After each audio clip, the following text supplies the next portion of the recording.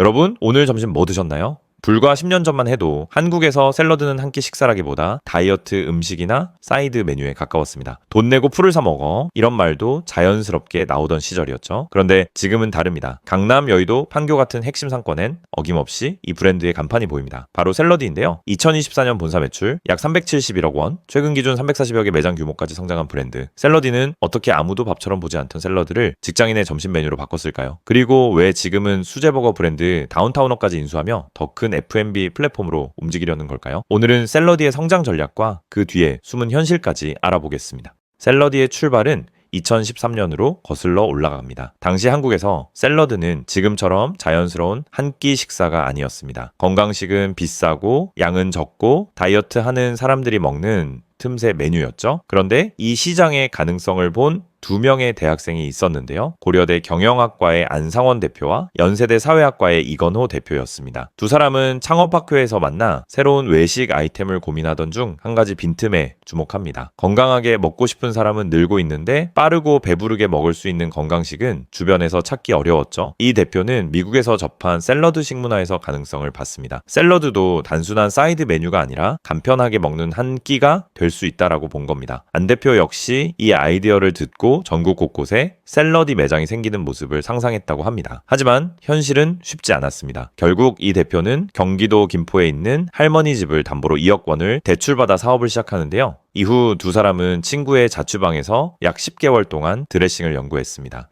기존 드레싱 레시피를 구해 하나하나 직접 만들어 먹어보며 한국인의 입맛에 맞는 조합을 찾았고요. 2013년 10월 드디어 선릉역 근처에 샐러드 1호점이 문을 열었습니다. 직장인 상권이었기 때문에 처음에는 어느 정도 승산이 있다고 봤는데요. 하지만 결과는 기대와 달랐습니다. 하루 매출이 10만 원도 안 되는 날이 이어졌고 아침 6시에 출근해 밤 12시가 넘어 퇴근해도 인건비조차 나오지 않는 상황이 5개월이나 지속됐죠. 왜 생각처럼 되지 않았을까요? 두 사람은 현장에서 답을 찾았습니다. 매장이 너무 카페처럼 보이다 보니 샐러드 전문점이라는 인상이 고객에게 분명하게 전달되지 않았습니다. 주문 방식도 복잡했고요. 채소부터 토핑, 드레싱까지 하나하나 고르는 방식은 자유롭긴 했지만 바쁜 직장인에게는 번거롭게 느껴질 수 있었습니다. 여기서 샐러드의 운명을 바꾼 첫 번째 전환이 일어납니다. 두 사람은 고급 샐러드 레스토랑이 아니라 건강한 패스트푸드점을 목표로 잡았습니다. 매장은 맥도날드나 서브웨이처럼 빠르고 직관적인 구조로 바꿨고 메뉴도 추천 조합 중심으로 단순화했죠. 이 변화는 효과를 냈습니다. 오픈 6개월 후부터 입소문이 나기 시작했고 매출도 조금씩 올라갔습니다. 이후 샐러디는 역사역 근처에 2호점, 연세대 캠퍼스 안에 3호점을 열면서 사업을 안정화시켜 나갑니다. 사업이 어느 정도 자리 잡자 샐러디는 2015년부터 본격적인 가맹 사업에 뛰어드는데요.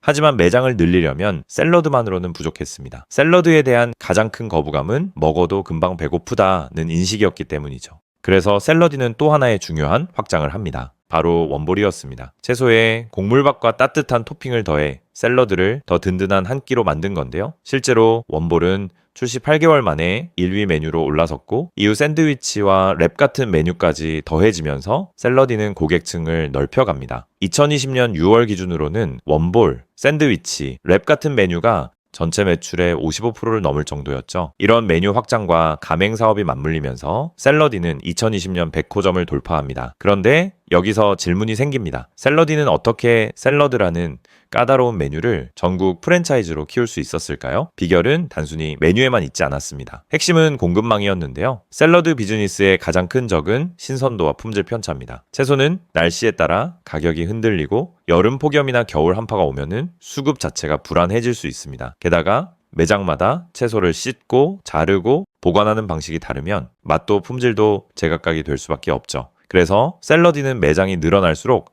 단순히 가맹점만 늘리는 방식으로는 한계가 있다고 봤습니다. 2019년 말엔 채소 전처리 공장인 샐러디 키친을 열었습니다. 샐러디 키친은 채소 원물을 전처리하고 절단하고 세척과 소독, 탈수를 거친 뒤 소포장해 가맹점에 공급하는 구조고요. 하루 최대 생산량은 약 10톤 수준이죠. 이후 샐러디는 전북진안고원에 전용 농장인 샐러디팜도 운영하기 시작합니다. 공식 자료 기준 샐러디팜은 약 10,000평 규모이고 하루 약 2톤의 채소를 재배하는 것으로 소개됩니다. 이렇게 되면 가맹점은 매장에서 직접 채소를 손질하는 부담을 줄이고 배송된 채소 믹스를 개봉, 검수한 뒤 바로 사용할 수 있습니다. 결국 샐러디의 성장은 단순히 샐러드 맛의 성공만은 아니었습니다. 채소의 재배, 가공, 포장, 공급까지 본사가 더 깊게 관리하는 표준화 시스템, 이 구조가 있었기 때문에 샐러디는 샐러드라는 까다로운 메뉴를 341개 매장 규모의 프랜차이즈로 키울 수 있었습니다. 자, 이제 샐러디의 현재를 결정지은 중요한 변곡점을 이야기해야 합니다. 2023년 사모펀드 운용사 하일랜드 에쿼티 파트너스가 샐러디에 약 350억 원대 투자를 진행합니다. 이 투자는 단순히 매장을 몇 개 더 늘리기 위한 돈이 아니었는데요. 핵심은 수도권 중심의 매장을 전국으로 넓히고 샐러디가 가진 공급망과 운영 시스템을 더 큰 규모로 확장하는 것이었죠. 처음에는 샐러드를 대중화한 브랜드였다면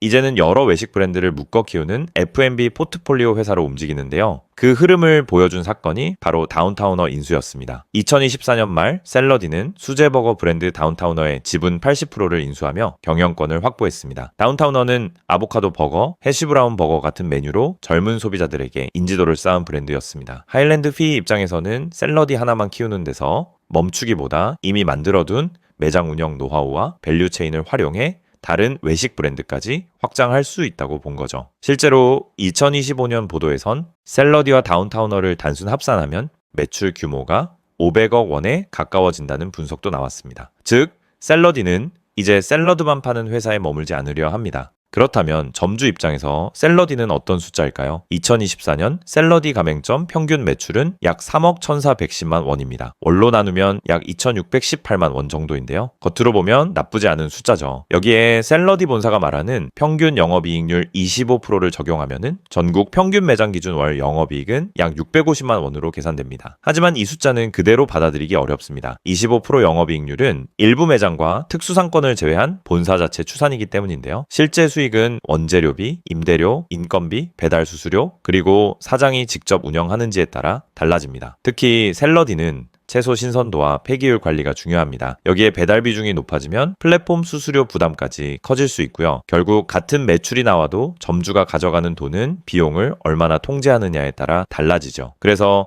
샐러디 창업은 건강식 트렌드만 보고 들어갈 사업은 아닙니다. 본사의 시스템은 강하지만 원가, 인건비, 임대료, 배달비를 끝까지 관리해야 하는 사업입니다. 그리고 브랜드가 커질수록 이 문제는 점주 개인의 관리 능력을 넘어 본사와 가맹점 사이의 문제로 번지게 되는데요. 샐러디도 예외는 아니었습니다. 그 대표적인 사례가 2026년 공정위 제재였습니다. 공정거래위원회는 샐러디 가맹본부가 가맹점에 친환경 숟가락과 포크 같은 일회용품을 특정 업체에서 구매하도록 한 행위에 대해 시정명령과 통지명령을 부과했죠. 이유는 해당 일회용품이 샐러드나 샌드위치의 맛과 품질을 유지하는데 필수적이라고 보기 어렵다라고 판단했습니다. 여기에 신선식품, 브랜드 특유의 위생관리 리스크도 있습니다. 2023년엔 샐러드에서 개구리가 발견됐다는 보도가 있었고요. 샐러디 측은 사과와 검수 강화, 재발 방지 입장을 밝혔습니다. 물론 이런 사건만으로 브랜드 전체를 단정할 수는 없습니다. 하지만 샐러디처럼 건강함과 신선함을 파는 브랜드에게 식재료 관리 이슈는 소비자 신뢰와 바로 연결됩니다. 이 논란은 브랜드가 무너졌다는 이야기가 아닙니다.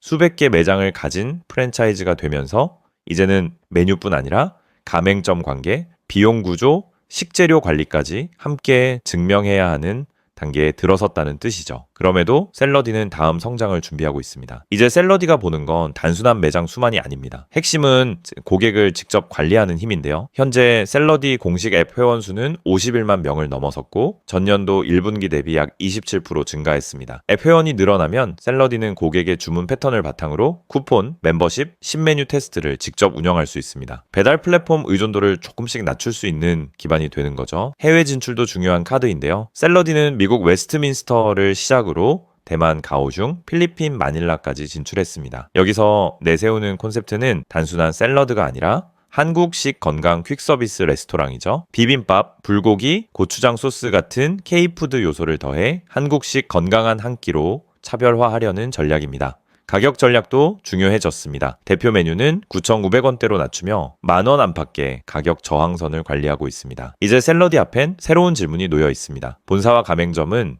지속 가능한 균형을 만들 수 있을까? 그리고 샐러디는 샐러드와 버거를 넘어 한국식 건강한 F&B 브랜드로 확장할 수 있을까? 결국 샐러디가 판 건 단순한 샐러드가 아니었습니다. 죄책감 없이 먹을 수 있는 편리한 한 끼였습니다. 여러분은 샐러디의 다음 행보를 어떻게 보시나요? 댓글로 여러분의 생각을 남겨주세요.